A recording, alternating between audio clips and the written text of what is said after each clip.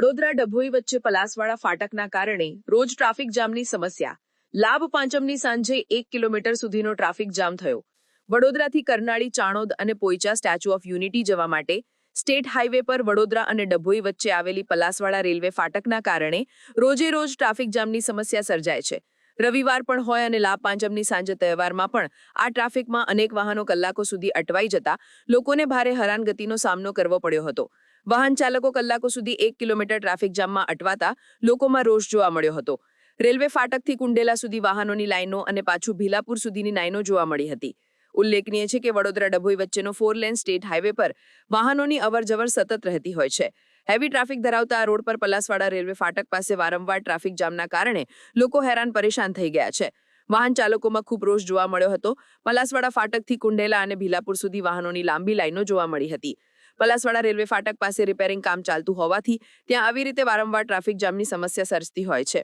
ઉલ્લેખનીય છે કે રવિવાર પણ હતો અને લાભ પાંચમ પણ હતી. તહેવારોમાં પ્રવાસીઓ મોટી સંખ્યામાં Chanod, Karnali, Poicha, statue of unity, Kevadia colony ખાતે જતા હોય છે. વાહન ચાલકો કલાકો આ ટ્રાફિક જામમાં અટવાઈ ગયા હતા અથવા પોતાના વતનમાં જવા માટે નીકળ્યા હોય તેવા સમયે જ ટ્રાફિક જામની સમસ્યા સર્જાય છે. અને મહત્વની વાત એ છે કે તહેવારોના દિવસોમાં જ રેલવે ફાટક રિપેરિંગનું કામ હાથ ધરાતા લોકોએ હેરાન થવું પડ્યું છે.